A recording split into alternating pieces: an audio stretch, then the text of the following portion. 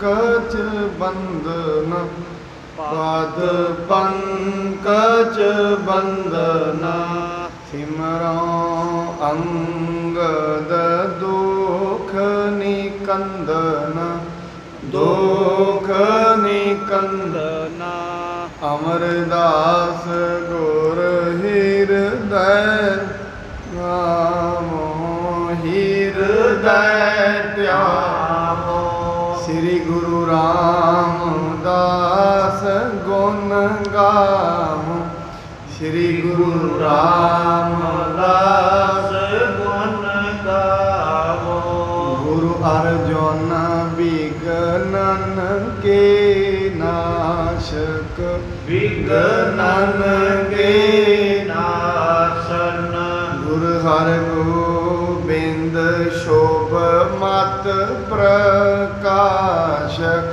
शोभ मत प्रकाशन गुरु हर राय नमो कर जोरी नमो कर जोरी गुरु हर कृष्ण मनाए बहुरी मनाए बहुरी तेग बहादुर परम कृपाला जी परम कृपाला गुरु गोबिंद सिंह विसाला गुरु गोबिंद सिंह विसाला तरों तरापुर पुन पुन सीसा जी पुन पुन सीसा बंदों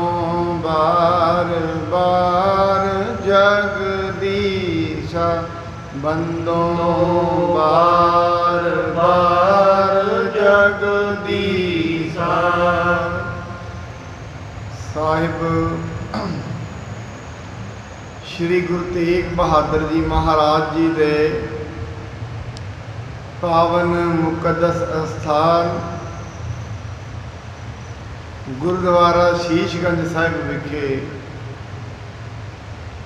वो महान भागां वाली धरती जिस नूं साहिब श्री गुरु तेग बहादुर जी महाराज जी के पावन शीस की शोभ प्राप्त है। उस पावन धरती ते बैठ के सतसंगत की घड़ियां दे विच बैठ के गुरु जी का हर जस श्रवण कर रही साध संगत जी गुरु नानक देव जी महाराज जी के पावन पवित्र इतिहास की जो कथा वार्ता चल रही है। कल तई असी श्रवण किया सी महाराज जी ने मानचंद नूं एक शब्द सुनाया है। उस शब्द के अर्थ असी कल किए सी। सो आओ जिवें हुण अगे कथा चलेगी उन्हों श्रवण करिए। कथा तो पहला गुरु जी वालों बख्शी हुई फतेह नाल सांझ पाओ। वाहिगुरु जी का खालसा वाहिगुरु जी की फतेह। दोहरा मानचंद सुन शब्द को बोलियो कछ सुध पाए। मानचंद गुरु जी ने कोलों शब्द सुन के थोड़ा जा समझ के बोलिया है। जगत बिखै एह जीव को भला होत कह पाए। गुरु जी नूं पुछदा महाराज ये जगत दे विच जीव दा भला किवें हुंदा है। चौपई ते छिन श्री गुर बैन बखाने इस बिद भला जीव निज जाने। महाराज जी ने फिर उस टाइम उहदे उधार करने वास्ते ये कहा मानचंद जीव का भला इस प्रकार हुंदा है। श्वास श्वास यादम करतारा बिना नाम नाए हवै निस्तारा। गुरु जी ने कहा है जेड़े सवास सवास परमेश्वर का नाम जपते ने उन्हां दा भला जिहड़ा हो जाता है। जिहड़े परमेश्वर नूं याद नहीं करते परमेश्वर का ਨਾਮ ਨਹੀਂ ਸਿਮਰਦੇ। ਮੂਰਤ ਘਰੀ ਪਲ ਚਸਾ ਸਿਮਰਨ, ਜਿਹੜੇ ਨਾ ਘੜੀ ਨਾ ਇੱਕ ਵੀ ਮਿੰਟ ਪਰਮਾਤਮਾ ਦੀ ਯਾਦ ਆਪਣੇ ਦਿਲ ਦੇ ਵਿੱਚ ਨਹੀਂ ਵਸਾਉਂਦੇ, ਉਹਨਾਂ ਦਾ ਭਲਾ ਬਿਨਾਂ ਨਾਮ ਤੋਂ ਹੋ ਨਹੀਂ ਸਕਦਾ। ਬੂਝਤ ਮਾਨ ਚੰਦ ਯੁਤ ਪ੍ਰੀਤੀ, ਪ੍ਰਭੂ ਬਤਾਵੋ ਅਬ ਇਸ ਰੀਤੀ। ਮਾਨ ਚੰਦ ਬੜੇ ਪਿਆਰ ਦੇ ਨਾਲ ਗੁਰੂ ਜੀ ਨੂੰ ਕਹਿੰਦਾ ਹੈ, ਸੱਚੇ ਪਾਤਸ਼ਾਹ ਹੁਣ ਇਸ ਪ੍ਰਕਾਰ ਦੀ ਰੀਤੀ ਮੈਨੂੰ ਦੱਸਣਾ ਕਰੋ। ਜਾਂਤੈ ਸਿਮਰੋ ਨਾਮ ਸਦਾਈ, ਹਿਰਦੈ ਨ ਬਿਸਰੈ ਪ੍ਰਭੂ ਕਤਾਈ। ਮਹਾਰਾਜ ਮੈਨੂੰ ਇਹ ਰੀਤੀ ਦੱਸੋ ਕਿ ਮੈਂ ਸਦਾ ਹੀ ਪਰਮੇਸ਼ਰ ਨੂੰ ਸਿਮਰਦਾ ਰਹਾਂ, ਕਦੇ ਭੁੱਲਾ ਹੀ ਨਾ ਹਾਂ। ਦੋਹਰਾ ਗੁਰ ਕਹਿ ਸੰਸਾ ਨਹਿ ਕਰੋ, ਛੂਤਾ ਨਗਨ ਕੋ ਕੋਏ। ਗੁਰੂ ਜੀ ਕਹਿੰਦੇ ਨੇ ਪਰਮੇਸ਼ਰ ਨੂੰ ਯਾਦ ਕਰਨ ਤੋਂ ਪਹਿਲਾਂ ਆਪਣੇ ਮਨ ਦੇ ਵਿੱਚੋਂ ਇਹ ਭਰਮ ਛੱਡ ਦਿਓ ਵੀ ਮੈਨੂੰ ਕੱਪੜਾ ਕਿੱਥੋਂ ਮਿਲੇਗਾ, ਰੋਟੀ ਕਿੱਥੋਂ ਮਿਲੇਗੀ। ਇਹ ਜਿਹੜੇ ਸੰਸ਼ੇ ਨੇ ਕੱਢ ਦਿਓ, ਕਿਉਂਕਿ ਪਰਮੇਸ਼ਰ ਨੇ ਇਸ ਦੁਨੀਆ ਤੇ ਅਸੀਂ ਆਏ ਹਾਂ। ਹੁਣ ਇੱਕ ਚੀਜ਼ ਨੋਟ ਕਰਨ ਦੀ ਹੈ, ਜਿਹੜੇ ਮਨੁੱਖ ਬਹੁਤੀ ਉਮਰ ਦੇ ਹੋ ਗਏ ਨੇ ਉਹ ਕਦੀ ਨੋਟ ਕਰਨ, ਜਿੱਦਣ ਕੋਈ 14-15 ਸਾਲ ਦੇ ਸੀ, ਜਿਵੇਂ 15 ਸਾਲ ਦੇ ਅਗਲਾ ਦਿਨ ਚੜ੍ਹਨਾ ਉਦੋਂ ਹੀ ਫਿਕਰ ਹੁੰਦੀ ਸੀ ਕੱਲ ਨੂੰ ਰੋਟੀ। ਜਿੱਦਣ ਤੋਂ ਕਮਾਉਣ ਲੱਗੇ ਆ ਅਗਲੇ ਦਿਨ ਦੀ ਚਿੰਤਾ ਖਤਮ ਹੀ ਨਹੀਂ ਹੋਈ। ਜਿੱਦਣ ਤੋਂ ਲੱਗੇ ਆ, ਜਿੱਦਣ ਤੋਂ ਕਮਾਉਣ ਲੱਗੇ ਆ ਅਗਲੇ ਦਿਨ ਦੀ ਚਿੰਤਾ ਖਤਮ ਹੀ ਨਹੀਂ ਹੋਈ। ਇਹਦਾ ਕੀ ਕਾਰਨ ਹੈ? ਖਤਮ ਹੀ ਨਹੀਂ ਹੋਈ। ਅੱਜ ਪਰਮੇਸ਼ਰ ਦਾ ਭਜਨ ਬੰਦਗੀ ਵੀ ਕਰ ਰਹੇ ਆ, ਹੋ ਨਹੀਂ ਰਹੀ। ਇਹਦਾ ਕਾਰਨ ਹੈ ਹਜੇ ਪਰਮੇਸ਼ਰ ਤੇ ਦ੍ਰਿੜ ਨਿਸ਼ਚਾ ਆਇਆ ਨਹੀਂ। ਹਜੇ ਪਰਮੇਸ਼ਰ ਨੂੰ ਸਮਝ ਤੇ ਅਸੀਂ ਨਹੀਂ ਸਕਦੇ, ਉੱਤੇ ਦ੍ਰਿੜ ਭਰੋਸਾ ਨਹੀਂ ਆਇਆ। ਇੱਕ ਸੰਸਾ ਮਨ ਰਾਖੀਐ, ਬਿਸਰੈ ਨਾਹੀਂ ਪ੍ਰਭ ਸੋਏ। ਬਸ ਗੁਰੂ ਜੀ ਕਹਿਣ ਲੱਗੇ ਮਾਨਚੰਦ ਮਨ 'ਚ ਇੱਕ ਹੀ ਗੱਲ ਰੱਖੋ। ਉਹ ਕਿਹੜੀ ਗੱਲ ਹੈ? ਮਨ ਦੇ ਵਿੱਚ ਸਿਰਫ ਇਹੀਓ ਰੱਖਣਾ ਹੈ, ਇੱਕ ਹੀ ਵਿਚਾਰ ਰੱਖਣਾ ਹੈ ਵੀ ਪਰਮੇਸ਼ਰ ਨਾ ਕਿਤੇ ਭੁੱਲ ਜਾਏ। ਕਿਉਂਕਿ ਜਦੋਂ ਪਰਮੇਸ਼ਰ ਭੁੱਲਦਾ ਹੈ ਨਾ, ਉਦੋਂ ਫਿਰ ਅਸੀਂ ਸਾਰੀਆਂ ਚੀਜ਼ਾਂ ਨੂੰ ਸੱਦੇ ਦੇ ਲੈਂਦੇ ਹਾਂ। ਜਿਹੜੇ ਮਨੁੱਖ ਨੂੰ ਪਰਮੇਸ਼ਰ ਭੁੱਲ ਗਿਆ ਹੈ, ਇਹਦਾ ਮਤਲਬ ਇਹ ਨਹੀਂ ਵੀ ਉਹਦੇ ਨਾਲ ਜਿਹੜਾ ਅਨਰਥ ਹੋਣਾ ਅੱਜ ਹੀ ਹੋਏਗਾ, ਨਹੀਂ, ਐਸਾ ਨਹੀਂ ਹੈ। ਵੀ ਪਰਮੇਸ਼ਰ ਕੋਈ ਕਿਸੇ ਗੋਲੀ ਜਿਵੇਂ ਨਹੀਂ ਹੈ, ਜਿਵੇਂ ਕੋਈ ਸ਼ੂਗਰ ਦੀ ਗੋਲੀ ਐਵੇਂ ਵੀ ਅੱਜ ਨਹੀਂ ਖਾਧੀ ਤੇ ਕੱਲ ਨੂੰ ਰਿਜ਼ਲਟ ਮਿਲ ਜਾਏਗਾ, ਐਸਾ ਨਹੀਂ ਹੈ। ਪਰਮੇਸ਼ਰ ਨੂੰ ਮਨੁੱਖ ਅੱਜ ਭੁੱਲੇਗਾ, ਹੋ ਸਕਦਾ ਹੈ ਅੱਜ ਭੁੱਲੇ ਕੱਲ ਭੁੱਲੇ, ਇਹਦਾ ਜਿਹੜਾ ਰਿਜ਼ਲਟ ਹੈ ਉਹਨੂੰ ਸਾਲ ਬਾਅਦ ਮਿਲੇ। ਕਈਆਂ ਨੂੰ ਨਾਲੋਂ ਨਾਲ ਵੀ ਮਿਲ ਜਾਂਦਾ। ਪਰਮੇਸ਼ਰ ਦੇ ਭੁੱਲਣ ਦਾ ਜਿਹੜਾ ਰਿਜ਼ਲਟ ਹੈ ਉਹ ਮਨੁੱਖ ਨੂੰ ਨਾਲੋਂ ਨਾਲ ਨਹੀਂ ਮਿਲਦਾ। ਮਹਾਰਾਜ ਇਸ ਕਰਕੇ ਕਹਿੰਦੇ ਨੇ ਇੱਕ ਹੀ ਚੀਜ਼ ਯਾਦ ਰੱਖੋ, ਪਰਮੇਸ਼ਰ ਨੂੰ ਮਤ ਭੁੱਲੋ। ਬਸ ਇਹ ਵਿਚਾਰ ਜਿਹੜਾ ਹੈ ਆਪਣੇ ਮਨ ਦੇ ਅੰਦਰ ਪ੍ਰਬਲ ਕਰ ਲਵੋ। ਚੋਪਈ ਇਸ ਪ੍ਰਕਾਰ ਕੀ ਸੁਨ ਕਰ ਬਾਨੀ, ਪਰਿਓ ਚਰਨ ਪਰ ਬਿਨੈ ਬੇਖਾਨੀ। ਮੈਂ ਗੁਰੂ ਜੀ ਦੀ ਆਹ ਬਾਣੀ ਸੁਣੀ ਹੈ ਵੀ ਪਰਮੇਸ਼ਰ ਨੂੰ ਕਦੀ ਨਾ ਭੁੱਲੋ। ਬਸ ਨਾਲ ਦੀ ਨਾਲ ਸੁਣਦਿਆਂ ਗੁਰੂ ਜੀ ਦੇ ਚਰਨਾਂ ਦੇ ਵਿੱਚ ਮਾਨਚੰਦ ਪੈ ਗਿਆ ਹੈ। ਤੇ ਛਿਨ ਇੱਕ ਡੰਡਾ ਕਰ ਮਾਹੀ, ਬਸ ਬਖਸ਼ਿਓ ਜਾਨ ਦਾਸ ਗੁਰ ਤਾਹੀ। ਉਸ ਸਮੇਂ ਗੁਰੂ ਜੀ ਦੇ ਹੱਥ ਵਿੱਚ ਇੱਕ ਡੰਡਾ ਸੀ, ਡੰਡਾ। ਉਹ ਡੰਡਾ ਜਿਹੜਾ ਹੈ ਗੁਰੂ ਮਹਾਰਾਜ ਜੀ ਨੇ ਆਪਣਾ ਦਾਸ ਸਮਝ ਕੇ, ਆਪਣਾ ਪਿਆਰਾ ਸਮਝ ਕੇ ਮਾਨਚੰਦ ਨੂੰ ਫੜਾ ਦਿੱਤਾ ਹੈ। ਮਾਨਚੰਦ ਲੈ ਸਿਰ ਪਰ ਧਰਿਓ, ਜਨਮ ਮਰਨ ਕੋ ਦੁਖ ਸਭ ਹਰਿਓ। ਮਾਨਚੰਦ ਨੇ ਬਸ ਉਹ ਜਿਹੜਾ ਡੰਡਾ ਹੈ ਲੈ ਕੇ ਆਪਣੇ ਸਿਰ ਤੇ ਰੱਖਿਆ। ਸਿਰ ਤੇ ਜਦੋਂ ਰੱਖਿਆ, ਸਿਰ ਤੇ ਰੱਖਿਆ ਹੀ ਉਹਦੇ ਜਨਮ ਤੇ ਮਰਨ ਦੇ ਜਿਹੜੇ ਦੁੱਖ ਨੇ ਉਹ ਖਤਮ ਹੋ ਗਏ ਹਨ। ਪ੍ਰੇਮ ਬੇਸਾਲ ਬਨਿਓ ਮਸਤਾਨਾ, ਮਹਾਪੁਰਖ ਭਾਗ ਪੂਰਨ ਗਿਆਨਾ। ਬਸ ਜਦੋਂ ਮਹਾਰਾਜ ਜੀ ਦਾ ਉਹ ਡੰਡਾ ਦਿੱਤਾ ਹੋਇਆ ਸਿਰ ਤੇ ਧਰਿਆ, ਨਾਲੋਂ ਨਾਲ ਮਹਾਂਪੁਰਖ ਬਣ ਗਿਆ। ਉਹਦੇ ਅੰਦਰ ਗਿਆਨ ਪ੍ਰਗਟ ਹੋ ਗਿਆ। ਗੁਰੂ ਐਸਾ ਹੀ ਹੈ। ਮਹਾਰਾਜ ਜੀ ਕਹਿੰਦੇ ਨੇ ਗੁਰੂ ਐਸੀ ਸ਼ਕਤੀ ਹੈ ਗੁਰੂ ਜਦੋਂ ਆਪਣੀ ਮਿਹਰ ਦੇ ਘਰ ਵਿੱਚ ਆਇਆ ਹੋਏ, ਆਪਣੀ ਕਰੁਣਾ ਦੇ ਘਰ ਦੇ ਵਿੱਚ ਆਇਆ ਹੋਏ, ਉਦੋਂ ਮਨੁੱਖ ਦੇ ਵੱਲ ਸਿਰਫ ਅੱਖਾਂ ਕਰਕੇ ਉਹਦੀ ਵੇਖਣ ਦੀ ਲੋੜ ਹੈ, ਨਾਲ ਹੀ ਬਖਸ਼ ਦਿੰਦਾ ਹੈ। ਆਪਾਂ ਗੁਰੂ ਅੰਗਦ ਦੇਵ ਮਹਾਰਾਜ ਜੀ ਦਾ ਜੀਵਨ ਪੜ੍ਹਦੇ ਹਾਂ। ਗੁਰੂ ਅੰਗਦ ਦੇਵ ਜੀ ਮਹਾਰਾਜ ਜਦੋਂ ਸਵੇਰੇ ਸੰਗਤ ਨੂੰ ਦਰਸ਼ਨ ਦਿੰਦੇ ਸੀ, ਇਤਿਹਾਸ ਦੱਸਦਾ ਹੈ ਮਹਾਰਾਜ ਜਿਹਦੇ ਵੱਲ ਨਿਗਾਹ ਕਰ ਲੈਂਦੇ ਸੀ, ਵੱਡੇ ਵੱਡੇ ਰੋਗੀਆਂ ਦੇ ਕੋੜ੍ਹ ਦੇ ਰੋਗ ਵੀ ਦੂਰ ਕਰ ਦਿੰਦੇ ਸਨ ਗੁਰੂ ਅੰਗਦ ਦੇਵ ਜੀ ਮਹਾਰਾਜ। ਇਹ ਡੰਡੇ ਦੀ ਏਡੀ ਕਰਾਮਾਤ ਹੈ। ਪੰਜੋਖਰਾ ਸਾਹਿਬ ਦੀ ਪਾਵਨ ਧਰਤੀ, ਗੁਰੂ ਹਰਕ੍ਰਿਸ਼ਨ ਸਾਹਿਬ ਮਹਾਰਾਜ ਨੇ ਜਦੋਂ ਤੱਕਿਆ, ਲਾਲ ਚੰਦ ਨੇ ਜਦੋਂ ਬੜੇ ਗਰਭ ਦੇ ਵਿੱਚ ਆ ਕੇ ਕਿਹਾ ਤੁਹਾਡਾ ਨਾਮ ਹਰਕ੍ਰਿਸ਼ਨ ਹੈ, ਆਪਣਾ ਨਾਮ ਤੁਸੀਂ ਹਰਕ੍ਰਿਸ਼ਨ ਰਖਾਇਆ ਹੈ, ਇਹ ਗੀਤਾ ਦੇ ਅਰਥ ਕਰ ਦਿਓਗੇ? ਮਹਾਰਾਜ ਕਹਿੰਦੇ ਜਿਹਨੂੰ ਮਰਜ਼ੀ ਲੈ ਕੇ ਆ, ਕੋਈ ਗੱਲ ਨਹੀਂ, ਅਸੀਂ ਨਹੀਂ, ਸਾਨੂੰ ਤਾਂ ਕਹੇਗਾ ਤੁਸੀਂ ਸਿੱਖ ਲਿਆ ਹੋਏਗਾ, ਕਿਸੇ ਨੂੰ ਵੀ ਲਾਇਆ। ਉਹ ਛੱਜੂ ਦੇ ਸਿਰ ਤੇ ਮਹਾਰਾਜ ਨੇ ਡੰਡਾ ਰੱਖਿਆ, ਬਿਲਕੁਲ ਮੂੜ, ਜਿਹਨੂੰ ਪਤਾ ਹੀ ਕੁਛ ਨਹੀਂ ਪੜ੍ਹਾਈ ਵਿਦਿਆ ਦਾ, ਉਹ ਮਨੁ ਗੀਤਾ ਦੇ ਅਰਥ ਕਰ ਗਿਆ। ਇਹਦੇ ਗੁਰੂ ਸਾਹਿਬ ਦੀ ਮਿਹਰ ਹੈ। ਪਿੰਗਲ ਪਰਬਤ ਪਾਰ ਪਰੇ ਖਲ ਚਤੁਰਭ ਕੀਤਾ, ਅੰਧਲੇ ਤ੍ਰਿਭਵਨ ਸੁਝਿਆ ਗੁਰ ਭੇਟ ਪੁਨੀਤਾ। ਗੁਰੂ ਐਸਾ ਹੈ, ਗੁਰੂ ਜੇ ਕਿਰਪਾ ਕਰ ਦਵੇ ਅੰਨੇ ਮਨੁੱਖਾਂ ਨੂੰ ਗਿਆਨ ਕਰਾ ਦਿੰਦਾ ਹੈ। ਪਿੰਗਲ ਪਰਬਤਾਂ ਤੇ ਚੜ੍ਹ ਦਿੰਦੇ ਨੇ, ਪਿੰਗਲੇ ਪਰਬਤ ਪਾਰ ਕਰ ਦਿੰਦੇ ਨੇ, ਜਿਨ੍ਹਾਂ ਦੀਆਂ ਲੱਤਾਂ ਕੰਮ ਨਹੀਂ ਕਰਦੀਆਂ ਉਹ ਪਰਬਤਾਂ ਤੇ ਚੜ੍ਹ ਜਾਂਦੇ। ਐਸੀ ਗੁਰੂ ਦੀ ਮਿਹਰ ਹੈ।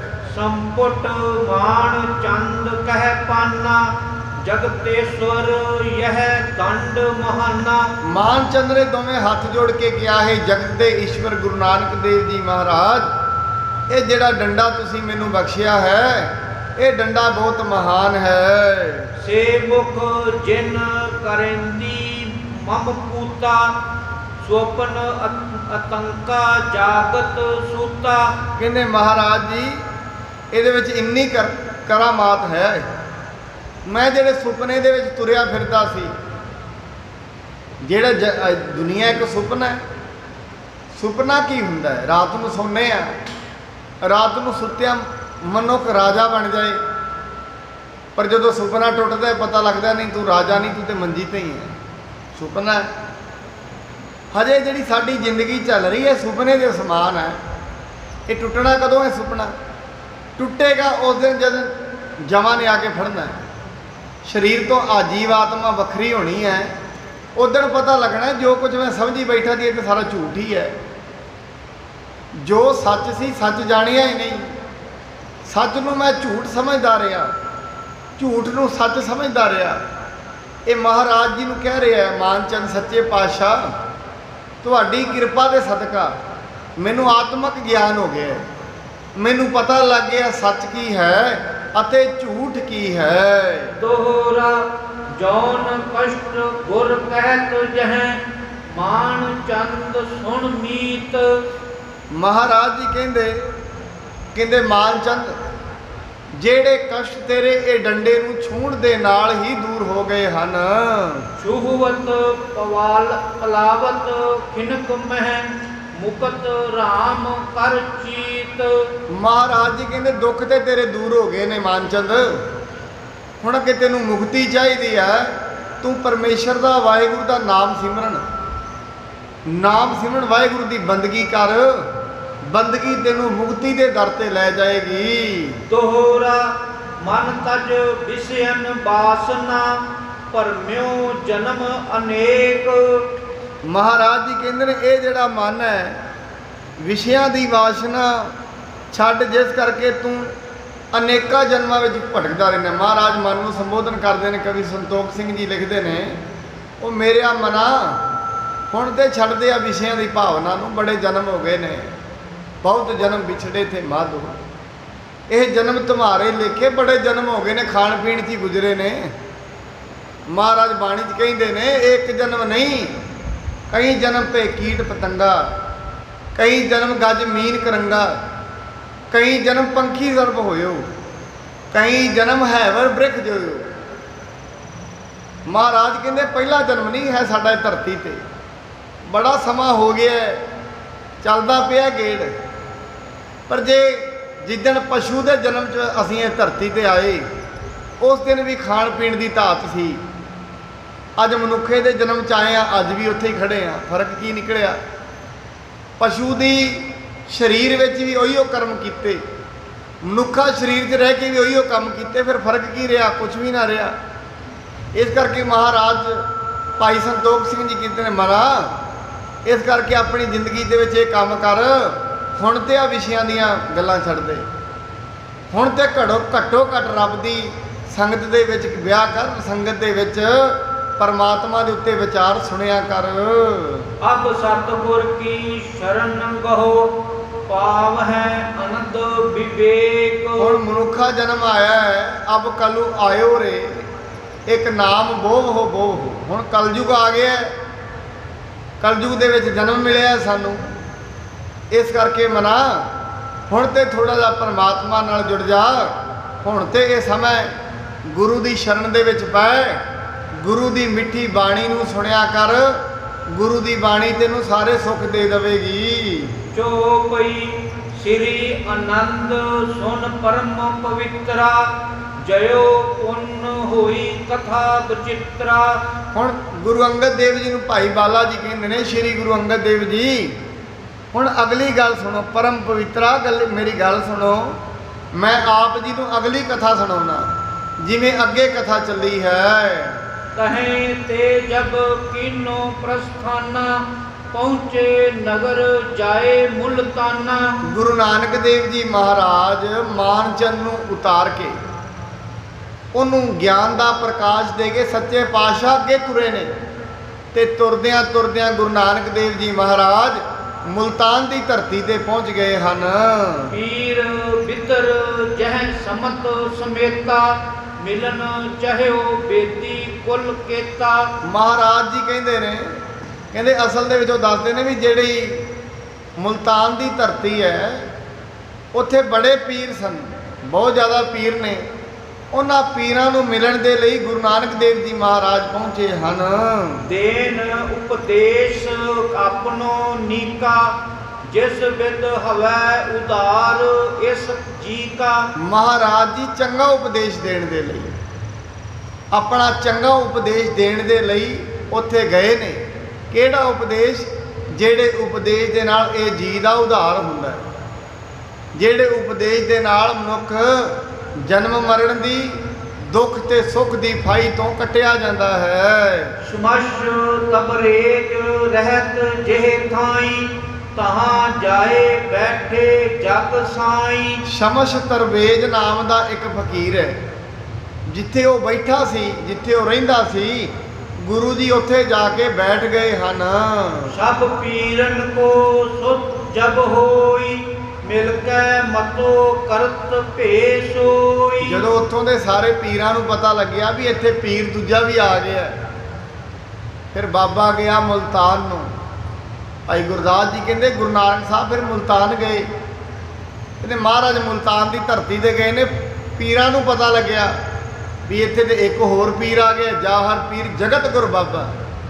ਗੁਰੂ ਨਾਨਕ ਦੇਵ ਜੀ ਮਹਾਰਾਜ ਜਾਹਰ ਪੀਰ ਨੇ ਦੁਨੀਆ ਦੇ, ਪੀਰਾਂ ਦੇ ਪੀਰ ਨੇ, ਗੁਰੂਆਂ ਦੇ ਗੁਰੂ। ਗੁਰੂ ਨਾਨਕ ਦੇਵ ਜੀ ਮਹਾਰਾਜ ਜਦੋਂ ਬੈਠੇ ਨੇ, ਪੀਰਾਂ ਨੂੰ ਪਤਾ ਲੱਗਿਆ ਦੂਜਾ ਆ ਗਿਆ ਹੈ। ਉਹਨਾਂ ਇਕੱਠੇ ਹੋ ਕੇ ਫਿਰ ਮਤਾ ਪਕਾਇਆ ਹੈ। ਇਨ ਜੀਤੇ ਸਭ ਥਾਨ ਮਹਾਨਾ, ਕਾਪਾ ਚਰਨਨ ਸੰਗ ਫੇਰਾਨਾ। ਉਹਨਾਂ ਮਤਾ ਪਕਾਇਆ ਇਹ ਫਕੀਰ ਤੇ ਬੜਾ ਮਹਾਨ ਹੈ, ਇਹਦੇ ਤੇ ਚਰਨਾ ਕਰਕੇ ਕਾਬਾ ਵੀ ਫਿਰ ਗਿਆ ਸੀ। ਚਰਚਾ ਅਜਮਤ ਮਹਿ ਇਹ ਭਾਰੀ, ਸਕਿਓ ਨਾ ਕੋ ਅਟਕ ਅਗਾਰੀ। ਕਹਿੰਦੇ ਅਸਲ ਦੇ ਵਿੱਚ ਇਹ ਗੁਰੂ ਜਿਹੜਾ ਹੈ ਚਰਚਾ ਦੇ ਵਿੱਚ ਬੜਾ ਭਾਰੀ ਹੈ, ਇਹਦੇ ਕੋਲ ਵਿਚਾਰ ਬੜੇ ਤਕੜੇ ਨੇ। ਤੇ ਦੁਨੀਆ ਤੇ ਜਿੱਥੇ ਵੀ ਗੁਰੂ ਸਾਹਿਬ ਨੇ ਚਰਚਾ ਕੀਤੀ ਹੈ, ਉਹ ਫਕੀਰ ਕਹਿ ਰਹੇ ਨੇ ਪੀਰ, ਇਹਨਾਂ ਦੇ ਸਾਹਮਣੇ ਕੋਈ ਟਿਕਿਆ ਨਹੀਂ। ਸਰਬਰ ਬਾਤ ਨਹੀਂ ਬਨ ਆਈ, ਬਿਨਤੀ ਕਰਕੇ ਕਰੋ ਵਿਦਾਈ। ਅਸਲ ਦੇ ਵਿੱਚ ਹੁਣ ਮਤਾ ਪਕਾ ਰਹੇ ਨੇ, ਕਹਿੰਦੇ ਇਹਨਾਂ ਦੇ ਨਾਲ ਆਤੇ ਕੋਈ ਅੜ ਨਹੀਂ ਸਕਿਆ, ਇਸ ਕਰਕੇ ਨਾ ਇਹਨਾਂ ਨੂੰ ਪਹਿਲਾਂ ਹੀ ਮਿਲ ਕੇ ਹੱਥ ਜੋੜ ਦਈਏ ਵੀ ਸਾਨੂੰ ਇੱਥੋਂ ਹੀ ਵਿਦਾ ਦੇ ਦਿਓ। ਅਸ ਵਿਚਾਰ ਕਰ ਦੂਧ ਕਟੋਰਾ, ਭਰ ਕਰ ਲੈ ਆਏ ਗੁਰ ਓਰਾ। ਉਹਨਾਂ ਸਾਰਿਆਂ ਨੇ ਨਾ ਫਿਰ ਇਕੱਠੇ ਹੋ ਕੇ ਵਿਚਾਰ ਕੀਤੀ, ਇੱਕ ਦੁੱਧ ਦਾ ਕਟੋਰਾ ਭਰ ਕੇ ਲਿਆਏ। ਉਹ ਦੁੱਧ ਦਾ ਕਟੋਰਾ ਲੈ ਕੇ ਗੁਰੂ ਨਾਨਕ ਦੇਵ ਜੀ ਮਹਾਰਾਜ ਦੇ ਸਾਹਮਣੇ ਪਹੁੰਚੇ ਹਨ। ਇਹੋ ਜਨਾਵਨ ਤਿੰਨ ਨਹਿ ਕੀਨੋ, ਪੀਰੀ ਪੂਰ ਮੁਲਤਾਨ ਸੋ ਚੀਨੋ। ਹੁਣ ਦੁੱਧ ਦੇ ਕਟੋਰੇ ਦਾ ਕੀ ਮਤਲਬ ਹੈ? ਦੁੱਧ ਦੇ ਕਟੋਰੇ ਦਾ ਮਤਲਬ ਹੈ ਵੀ ਇਹ ਜਿਹੜਾ ਮੁਲਤਾਨ ਸ਼ਹਿਰ ਹੈ ਪਹਿਲਾਂ ਹੀ ਫਕੀਰਾਂ ਨਾਲ ਭਰਿਆ ਪਿਆ ਹੈ, ਪਹਿਲਾਂ ਹੀ ਇੱਥੇ ਬੜੇ ਪੀਰ ਰਹਿੰਦੇ ਨੇ, ਤੁਸੀਂ ਹੁਣ ਆ ਗਏ ਹੋ, ਪੀਰ ਹੋਰ ਹੋ ਜਾਣਗੇ। ਨਹੀਂ ਸਮਾਈ ਰਾਵਰ ਕੇਰੀ, ਦਮਨਹੁ ਅਪਰ ਖਾਨ ਪੁਰ ਹੇਰੀ। ਉਹ ਅਸਲ 'ਚ ਕਹਿਣਾ ਚਾਹੁੰਦੇ ਨੇ ਗੁਰੂ ਨਾਨਕ ਦੇਵ ਜੀ ਮਹਾਰਾਜ, ਇੱਥੋਂ ਚਲੇ ਜਾਓ, ਪਹਿਲਾਂ ਹੀ ਪੀਰ ਬੜੇ ਨੇ, ਤੁਸੀਂ ਇਹਨਾਂ ਵਿੱਚ ਕਿਵੇਂ ਸਮਾਓਗੇ? ਕੋਈ ਦੂਜਾ ਸ਼ਹਿਰ ਜਾ ਕੇ ਵੇਖ ਲਵੋ। ਨਿਕਟ ਆਨ ਜਬ ਧਰਿਓ ਅਗਾਰੀ, ਸ੍ਰੀ ਨਾਨਕ ਜਾਨੀ ਬਿਦ ਸਾਰੀ। ਜਦੋਂ ਨੇੜੇ ਆ ਕੇ ਉਹਨਾਂ ਦੁੱਧ ਦਾ ਕਟੋਰਾ ਧਰਿਆ, ਅੰਤਰਜਾਮੀ ਸਤਿਗੁਰੂ ਘਟ ਘਟ ਕੀ ਅੰਤਰ ਕੀ ਜਾਣਤ, ਭਲੇ ਬੁਰੇ ਕੀ ਪੀਰ ਪਛਾਣ। ਮਹਾਰਾਜ ਸਾਰੀ ਗੱਲ ਸਮਝ ਗਏ ਵੀ ਇਹ ਕਟੋਰਾ ਇਹਨਾਂ ਨੇ ਅੱਗੇ ਕਿਉਂ ਧਰਿਆ ਹੈ। ਫੂਲ ਚੰਬੇਲੀ ਕੋ ਇੱਕ ਲੀਨਾ, ਤੇ ਪਰ ਕਰਤੇ ਛੋਟਨ ਕੀਨਾ।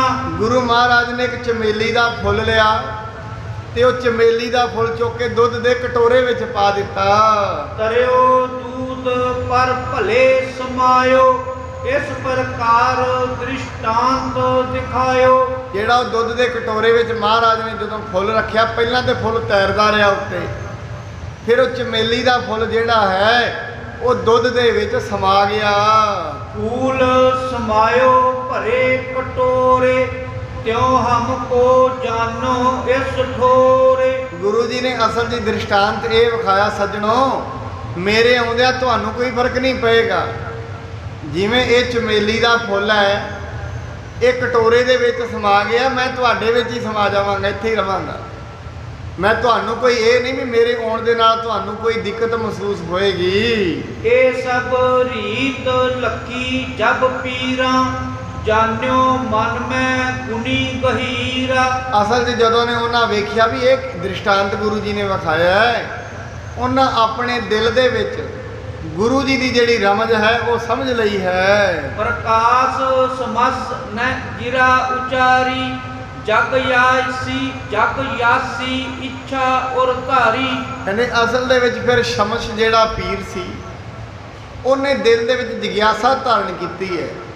ਉਹ ਗੁਰੂ ਨਾਨਕ ਦੇਵ ਜੀ ਮਹਾਰਾਜ ਜੀ ਤੋਂ ਕੁਝ ਪੁੱਛਣਾ ਚਾਹੁੰਦਾ ਹੈ। ਦੋਹਰਾ ਪਠਨ ਕਰੂਰ ਤਪ ਹਉ ਪਰ, ਸੂਸਕ ਸਰੀਰ ਵਿਸਾਲ। ਗੁਰੂ ਮਹਾਰਾਜ ਨੂੰ ਕਹਿੰਦਾ, ਸੱਚੇ ਪਾਤਸ਼ਾਹ ਮੈਂ ਬੜਾ ਤਪ ਕੀਤਾ, ਜਪ ਵੀ ਬੜਾ ਕੀਤਾ, ਇੰਨਾ ਕੀਤਾ ਮੇਰਾ ਜਿਹੜਾ ਸਰੀਰ ਹੈ ਉਹ ਸ਼ੁਸ਼ਕ ਹੋ ਗਿਆ ਹੈ, ਭਾਵ ਸਰੀਰ ਬੜਾ ਪਤਲਾ ਹੋ ਗਿਆ ਹੈ। ਨਾਸ਼ਨ ਮਨ ਕੀ ਬਾਸ਼ਨਾ, ਜਤਨ ਕੀਨ ਚਿਰਕਾਲ।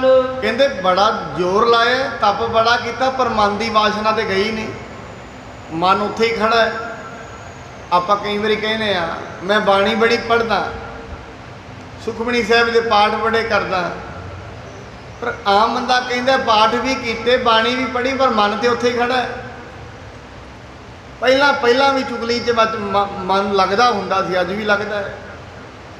ਪਹਿਲਾਂ ਵੀ ਨਿੰਦਿਆ ਕਰ ਲਈਦੀ ਸੀ, ਅੱਜ ਵੀ ਕਰ ਲਈਦੀ ਹੈ। ਫਿਰ ਫਰਕ ਕੀ ਪਿਆ? ਫਿਰ ਗੁਰਦੁਆਰੇ ਆਉਣ ਨਾਲ ਫਰਕ ਕੀ ਪਿਆ? ਮਨ ਅੱਜ ਵੀ ਚੁਗਲੀ 'ਚ ਪੂਰਾ ਆਨੰਦ ਲੈਂਦਾ ਹੈ, ਨਿੰਦਾ ਕਰਦਾ, ਝੂਠ ਬੋਲਦਾ, ਕੰਮ ਤੇ ਸਾਰੇ ਹੀ ਕਰ ਲੈਂਦਾ ਹੈ। ਫਿਰ ਗੁਰੂ ਦੇ ਦੁਆਰੇ ਆਇਆ ਕੀ ਫਰਕ ਪਿਆ? ਇਹ ਗੱਲ, ਇਹ ਸਵਾਲ ਜਿਹੜਾ ਹੈ ਸਾਡੇ ਸਾਰਿਆਂ ਦਾ ਹੈ, ਪੁੱਛਿਆ ਉਹਨੇ।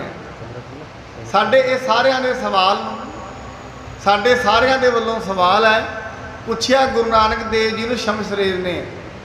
ਜਿਹੜਾ ਸ਼ਮਸ ਫਕੀਰ ਹੈ ਉਹਨੇ ਪੁੱਛਿਆ, ਮਹਾਰਾਜ ਤਪ ਬੜਾ ਕੀਤਾ, ਭਗਤੀ ਬੜੀ ਕੀਤੀ, ਪਰ ਭਗਤੀ ਕਰਨ ਦੇ ਨਾਲ ਮਨ ਦੇ ਵਿੱਚ ਠੰਡ ਨਹੀਂ ਪਈ। ਜੋ ਕੋਈ ਇੱਕ ਛਿਨ ਮਨ ਨਹਿ ਹੋਵਤ ਸਥਿਰ, ਚੰਚਲ ਅਤ ਹੀ ਦੀਪ ਸਿਖਾਸਰ। ਕਹਿੰਦੇ ਅਸਲ ਦੇ ਵਿੱਚ ਮਹਾਰਾਜ ਇੱਕ ਮਿੰਟ ਵੀ ਮਨ ਨਹੀਂ ਟਿਕਦਾ।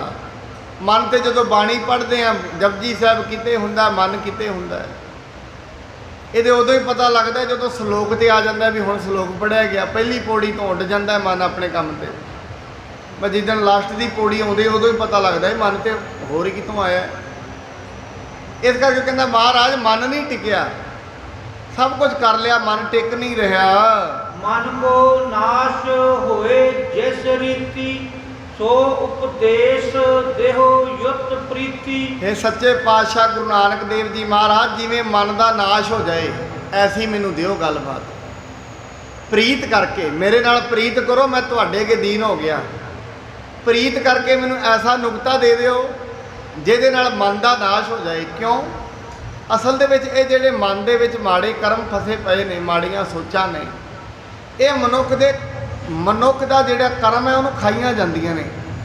ਮਨੁੱਖ ਨੂੰ ਮਿਲ ਤੇ ਬਹੁਤ ਕੁਝ ਸਕਦਾ ਹੈ, ਬਹੁਤ ਕੁਝ ਇਹਦੇ ਲਿਖਿਆ ਹੁੰਦਾ ਹੈ, ਪਰ ਇਹਦੀਆਂ ਮਾੜੀਆਂ ਸੋਚਾਂ ਇਹਦੇ ਕਰਮਾਂ ਨੂੰ ਖਾ ਜਾਂਦੀਆਂ। ਮਹਾਰਾਜ ਨੇ ਤਾਂ ਹੀ ਕਿਹਾ ਸੀ ਨਾ, ਪਰਮੇਸ਼ਰ ਦੇ ਭੁੱਲਿਆ ਵਿਆਪਣ ਸਭੇ ਰੋਗ। ਕਾਰਨ ਕੀ ਸੀ? ਜਦੋਂ ਮਨੁੱਖ ਸਤ ਸੰਗਤ ਛੱਡ ਦਿੰਦਾ ਹੈ ਫਿਰ ਇਹ ਕਿਹਦੀ ਕਰਦਾ ਹੈ? ਨਿੰਦਕਾਂ ਦੀ ਸੰਗਤ ਕਰਦਾ ਹੈ। ਜਦੋਂ ਮਨੁੱਖ ਗੁਰੂ ਦੀ ਸੰਗਤ ਨਹੀਂ ਕਰੇਗਾ ਫਿਰ ਕਿਹਦੀ ਸੰਗਤ ਕਰੇ? ਕਿਤੇ ਤੇ ਜਾਏਗਾ। ਜਾਂ ਤੇ ਮਨ ਬਿਲਕੁਲ ਹੀ ਖਲੋ ਗਿਆ ਵੀ ਨਹੀਂ ਮੈਂ ਹੁਣ ਬਹਿ ਗਿਆ, ਬਸ ਰੱਬ ਦੀ ਬਾਣੀ ਪੜ੍ਹਨੀ ਹੈ। ਜਦੋਂ ਮਨ ਗੁਰਦੁਆਰੇ ਸੰਗਤ ਨਹੀਂ ਕਰ ਰਿਹਾ ਫਿਰ ਕਿਤੇ ਤੇ ਸੰਗਤ ਕਰ ਰਿਹਾ। ਫਿਰ ਜੇ ਉਹ ਨਿੰਦਕਾਂ ਦੀ ਸੰਗਤ ਕਰ ਰਿਹਾ, ਨਿੰਦਕਾਂ ਦੇ ਤੇ ਸਾਰੇ ਗੁਣ ਖਾ ਲੈਣੇ ਨੇ, ਸਾਰੇ ਕਰਮ ਖਾ ਲੈਣੇ ਨੇ। ਫਿਰ ਮਨੁੱਖ ਕਹਿੰਦਾ ਮੈਂ ਤੇ ਕਦੀ ਕੁਛ ਨਹੀਂ ਕੀਤਾ, ਮੇਰੇ ਨਾਲ ਇਹ ਪਤਾ ਨਹੀਂ ਕਿਉਂ ਬਣਦਾ ਹੈ। ਕੀਤਾ ਬਹੁਤ ਕੁਛ ਹੈ, ਭੁੱਲ ਗਏ ਆ, ਕਰਦੇ ਹੀ ਆ ਸਾਰਾ ਦਿਨ। ਮਹਾਰਾਜ ਕਹਿੰਦੇ ਕਰਤ ਵਿਕਾਰ ਦੋ ਕਰ ਝਾਰਤ। ਵਿਕਾਰ ਕਰਕੇ ਵੀ ਦੋਵੇਂ ਹੱਥ ਝਾੜ ਦਿੰਦਾ, ਮੈਂ ਤੇ ਕੁਛ ਕੀਤਾ ਹੀ ਨਹੀਂ। ਪਰ ਮਹਾਰਾਜ ਦਾ ਐਸਾ ਨਹੀਂ, ਤੂੰ ਵਿਕਾਰ ਕਰਦਾ ਹੈ ਤਾਂ ਹੀ ਤੇਰੇ ਨਾਲ ਜੋ ਮਾੜਾ ਚੰਗਾ ਵਾਪਰ ਰਿਹਾ ਹੈ। ਸੁਣ ਸ਼੍ਰੀ ਨਾਨਕ ਬਚਨ ਉਚਾਰੇ, ਮਰੇ ਨਾ ਅਹੇ ਬਰਮੀ ਕੇ ਮਾਰੇ। ਮਹਾਰਾਜ ਜੀ ਨੇ ਬਚਨ ਕਿਹਾ ਸ਼ਮਸ਼, ਇਹ ਜਿਹੜਾ ਮਨ ਐਵੇਂ ਨਹੀਂ ਵੀ ਜਿਵੇਂ ਸੱਪ ਨੂੰ ਮਾਰ ਲਈਏ ਤੇ ਮਰ ਜਾਂਦਾ, ਐਵੇਂ ਨਹੀਂ ਹੈ। ਇਹਨੂੰ ਮਾਰਨ ਦਾ ਤਰੀਕਾ ਮੈਂ ਤੈਨੂੰ ਦੱਸਦਾ ਹਾਂ। ਮੰਤਰਨ ਸੋ ਬਸ ਹੋਵਤ ਸੋ, ਔਰ ਉਪਾਉ ਨ ਕਾਂਕੋ ਕੋ। ਮਹਾਰਾਜ ਜੀ ਕਹਿੰਦੇ ਨੇ ਅਸਲ ਦੇ ਵਿੱਚ ਇਹਦੇ ਵਸ ਕਰਨ ਦਾ ਇੱਕੋ ਇੱਕ ਤਰੀਕਾ ਹੈ, ਜਿਹੜਾ ਗੁਰੂ ਦਾ ਮੰਤਰ ਹੈ ਜਾਂ ਮੂਲ ਮੰਤਰ ਹੈ।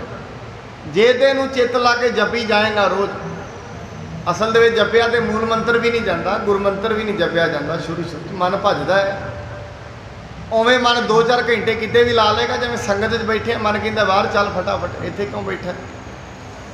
ਇੱਥੋਂ ਗੁਰਦੁਆਰੇ ਕਈ ਵਾਰੀ ਨੋਟ ਆਉਂਦਾ ਹੈ, ਮਨ ਇੱਥੋਂ ਚਲਾ ਜਾਏਗਾ ਬਾਹਰ ਗੁਰਦੁਆਰੇ ਤੇ ਬਾਹਰ ਜਾ ਕੇ ਭਾਵੇਂ ਰਾਤ ਨੂੰ ਹੀ ਜਾਏ ਘਰ, ਇੱਥੋਂ ਕਹਿੰਦਾ ਇੱਥੋਂ ਫਟਾਫਟ ਚੱਲ। ਕਿਉਂ?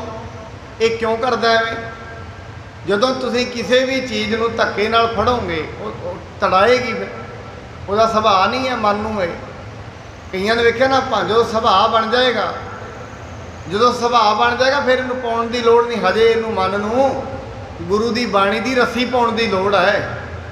ਗੁਰੂ ਦੇ ਬਚਨਾਂ ਦੀ ਜਦੋਂ ਇਹਨੂੰ ਰੱਸੀ ਪੈ ਜਾਂਦੀ ਹੈ ਫਿਰ ਤੋੜ ਨਹੀਂ ਸਕਦਾ ਰੱਸੀ। ਜਿਵੇਂ ਹਾਥੀ ਹੈ ਨਾ, ਹਾਥੀ ਜਦੋਂ ਬੱਚਾ ਹੁੰਦਾ ਨਾ, ਹਾਥੀ ਮਹਾਵਤ ਕਿੱਲਾ ਕੱਢ ਕੇ ਬੜੀ ਪੱਕੀ ਰੱਸੀ ਨਾਲ ਉਹਨੂੰ ਬੰਨ੍ਹ ਦਿੰਦੇ ਨੇ। ਉਹ ਬੜੀਆਂ ਲੱਤਾਂ ਮਾਰਦਾ, ਬੜੀਆਂ ਲੱਤਾਂ ਮਾਰਦਾ, ਰੱਸੀ ਨਹੀਂ ਟੁੱਟਦੀ। ਪਰ ਜਦੋਂ ਵੱਡਾ ਹੁੰਦਾ ਹੈ ਨਾ ਹਾਥੀ, ਉਹਨੂੰ ਫਿਰ ਮਾੜਾ ਦਾ ਕਿੱਲਾ ਉਵੇਂ ਹੀ ਗੱਡ ਕੇ ਰੱਸੀ ਬੰਨ੍ਹ ਦਿੰਦੇ। ਹਾਥੀ ਨਹੀਂ ਲੱਤ ਮਾਰਦਾ। ਹੁਣ ਭਾਵੇਂ ਮਾੜੀ ਜੀ ਲੱਤ ਮਾਰੇ ਰੱਸੀ ਟੁੱਟ ਜਾਏਗੀ, ਪਰ ਉਹਨੂੰ ਪਤਾ ਹੈ ਪਹਿਲਾਂ ਉਹਨੇ ਜ਼ੋਰ ਲਾ ਕੇ ਵੇਖ ਲਿਆ ਰੱਸੀ ਟੁੱਟੀ ਨਹੀਂ, ਹੁਣ ਉਹਦੇ ਮਨ ਵਿੱਚ ਬਹਿ ਗਿਆ ਰੱਸੀ ਟੁੱਟ ਹੀ ਨਹੀਂ ਸਕਦੀ। ਇਹੀ ਕਰਮ ਹੈ ਮਨ ਦਾ।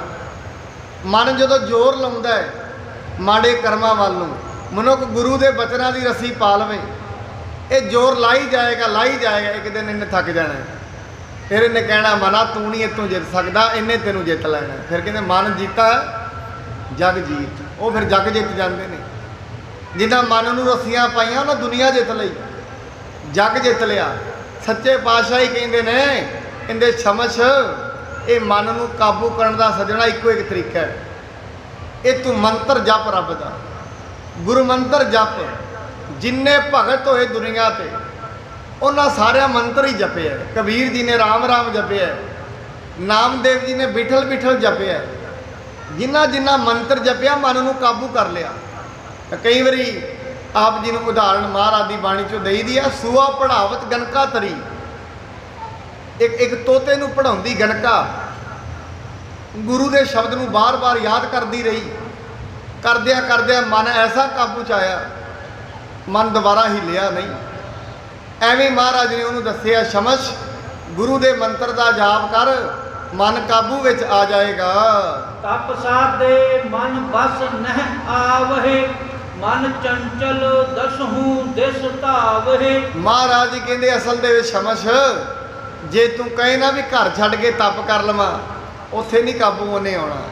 ਇਹ ਗੁੱਸੇਖੋਰ ਹੋ ਜਾਏਗਾ ਜ਼ਿਆਦਾ, ਇਹਦੇ ਅੰਦਰ ਗੁੱਸਾ ਜ਼ਿਆਦਾ। ਵੇਖ ਲਓ ਜਿਹੜੇ ਘਰ-ਬਾਰ ਛੱਡ ਕੇ ਗਏ ਨੇ, ਉਹਨਾਂ ਵਿੱਚ ਗੁੱਸਾ ਜ਼ਿਆਦਾ ਹੀ ਹੁੰਦਾ ਹੈ। ਇਹ ਗੁੱਸੇਖੋਰ ਹੋ ਜਾਏਗਾ, ਹੰਕਾਰੀ ਹੋ ਜਾਏਗਾ। ਮਹਾਰਾਜ ਗੁਰੂ ਨਾਨਕ ਦੇਵ ਜੀ ਨੂੰ ਐਸੇ ਵੀ ਮਿਲੇ ਜਿਨ੍ਹਾਂ ਘਰ ਵੀ ਛੱਡਿਆ, ਵਲੀ ਕੰਧਾਰੀ ਵਰਗੇ ਬੈਠੇ ਵੀ ਪਹਾੜ ਦੀ ਚੋਟੀ ਤੇ ਜਾ ਕੇ। ਮਹਾਰਾਜ ਨੇ ਪਾਣੀ ਮੰਗਿਆ, ਕਹਿੰਦੇ ਪਾਣੀ ਵੀ ਨਹੀਂ ਦੇਣਾ, ਵੀ ਦੱਸ ਤੇਰੀ ਭਗਤੀ ਨੇ ਇਹੀ ਖੱਟਿਆ ਵੀ ਕੋਈ ਰੱਬ ਦਾ ਫਕੀਰ ਹੈ, ਇਹਨੂੰ ਪਾਣੀ ਵੀ ਨਹੀਂ ਦੇਣਾ। ਪਹਾੜ ਦੀ ਚੋਟੀ ਤੇ ਬੈਠੇ, ਹੰਕਾਰ ਨਹੀਂ ਛੱਡਿਆ। ਪਹਾੜ ਦੀ ਚੋਟੀ ਤੇ ਬਹਿ ਕੇ ਕ੍ਰੋਧ ਨਹੀਂ ਛੱਡਿਆ ਗਿਆ। ਇਹ ਕ੍ਰੋਧ ਘਰ ਛੱਡਿਆ ਨਹੀਂ ਛੱਡਿਆ ਜਾਣਾ। ਇਹ ਕ੍ਰੋਧ ਜਿਹੜਾ ਹੈ ਇਹ ਮਨੋਂ ਹੀ ਛੱਡਿਆ ਜਾਣਾ ਹੈ। ਤਉ ਤਉ ਚਾਹਤ ਮਾਨ ਵਡਾਈ, ਜਉ ਜਉ ਤਪ ਕਰ ਹਵੈ ਹਿਤ ਲਾਈ। ਅਸਲ ਦੇ ਵਿੱਚ ਕੀ ਹੁੰਦਾ ਹੈ, ਜਦੋਂ ਮਨੁੱਖ ਤਪ ਕਰਦਾ ਨਾ, ਤਪ ਦੁਨੀਆ ਤੋਂ ਬਾਹਰ ਜਾ ਕੇ, ਇਹ ਫਿਰ ਇਹਦੇ ਅੰਦਰ ਇੱਕ ਇੱਛਾ ਹੁੰਦੀ ਹੈ ਵਡਿਆਈ ਦੀ, ਵੀ ਮੇਰਾ ਤੇਜ ਬਹੁਤ ਵਧੇ, ਸਾਰੀ ਦੁਨੀਆ ਮੇਰੇ ਪਿੱਛੇ ਲੱਗ ਜਾਏ। ਮਹਾਰਾਜ ਨੇ ਕਿਹਾ ਗੁਰਬਾਣੀ ਦੇ ਵਿੱਚ, ਸਿੱਧ ਹੋਵਾਂ ਸਿੱਧ ਲਾਈ, ਰਿੱਧ ਆਖਾਂ ਆਓ, ਗੁਪਤ ਪ੍ਰਗਟ ਹੋਏ ਵੈਸਾ ਲੋਕ ਰੱਖੇ ਪਾਓ। ਅਸਲ ਦੇ ਵਿੱਚ ਸਿੱਧ ਦੇ ਅੰਦਰ ਵੀ ਮਹਾਰਾਜ ਕਹਿੰਦੇ ਇਹ ਭਾਵਨਾ ਹੁੰਦੀ ਹੈ, ਲੋਕੀ ਮੇਰੇ ਨਾਲ ਭਾਵ ਰੱਖਣ, ਲੋਕੀ ਮੇਰੇ ਅੱਗੇ ਪਿੱਛੇ ਫਿਰਨ, ਮੇਰੀ ਸੰਗਤ ਬਹੁਤ ਵੱਧ ਜਾਏ। ਮਹਾਰਾਜ ਕਹਿੰਦੇ ਜਿਵੇਂ ਜਿਵੇਂ ਤੂੰ ਤਪ ਕਰੇਂਗਾ, ਤੇਰੇ ਅੰਦਰ ਇਹੀ ਵਿਚਾਰ ਪ੍ਰਬਲ ਰਹਿਣਾ ਹੈ ਕਿ ਸੰਗਤ ਵਧੀ ਜਾਏ, ਦੁਨੀਆ ਦੇ ਵਿੱਚ ਯਸ਼ ਵਧ ਜਾਏ। ਫਿਰ ਜਿਉਂ-ਜਿਉਂ ਤੇਰੇ ਅੰਦਰ ਇਹ ਯਸ਼ ਦੀ ਭਾਵਨਾ ਵਧੇਗੀ, ਤੇਰਾ ਕੀਤਾ ਜਿਹੜਾ ਤਪ ਹੈ ਉਹ ਬੇਕਾਰ ਚਲਾ ਜਾਣਾ ਹੈ। ਤੋਰਾ ਸਤਿਗੁਰ ਸ਼ਬਦ ਵਿਚਾਰਨੋ, ਮੰਤਰ ਪਛਾਣੋ ਸੋਏ। ਮਹਾਰਾਜ ਉਹਨੂੰ ਫਿਰ ਇਹ ਅਗਲੀ ਗੱਲ ਦੱਸਦੇ ਨੇ, ਗੁਰੂ ਦਾ ਮੰਤਰ ਨੂੰ ਵਿਚਾਰਨਾ। ਮੰਤਰ ਕੀ ਹੈ? ਗੁਰਬਾਣੀ ਮੰਤਰ ਜਿਹੜੀ ਹੈ ਮਹਾਂਪੁਰਖਾਂ ਦੀ। ਇਹ ਗੁਰਬਾਣੀ ਜਿਹੜੀ ਹੈ ਮੰਤਰ ਹੈ ਮਹਾਂਪੁਰਖਾਂ ਦਾ। ਇਹਦੀ ਵਿਚਾਰ ਕਰਨੀ, ਇਹਨੂੰ ਸਮਝਣਾ। ਜਿਉਂ-ਜਿਉਂ ਮਨੁੱਖ ਬਾਣੀ ਦੀ ਵਿਚਾਰ ਕਰਦਾ ਹੈ, ਇਹ ਮਨ ਨੂੰ ਕਾਬੂ ਕਰਨਾ ਸ਼ੁਰੂ ਕਰ ਦਿੰਦਾ ਹੈ। ਤੇ ਸੋ ਇਹ ਬਸ ਹੋਤ ਹੈ ਔਰ ਉਪਾਵ ਨਾ ਕੋਏ। ਮਹਾਰਾਜ ਜੀ ਕਹਿੰਦੇ ਇੱਕੋ ਇੱਕ ਉਪਾਵ ਹੈ ਬਸ ਇਹਦਾ, ਬਾਣੀ ਇਹਨੂੰ ਵਸ ਕਰ ਸਕਦੀ ਹੈ, ਹੋਰ ਵਸ ਨਹੀਂ ਆਉਂਦਾ। ਹੋਰ ਭੇਗ ਕੀਤਿਆਂ, ਤਪ ਕੀਤਿਆਂ, ਜਟਾ ਜੂਟ ਰਿਹਾ, ਇਹ ਵਸ ਨਹੀਂ ਆਉਣਾ।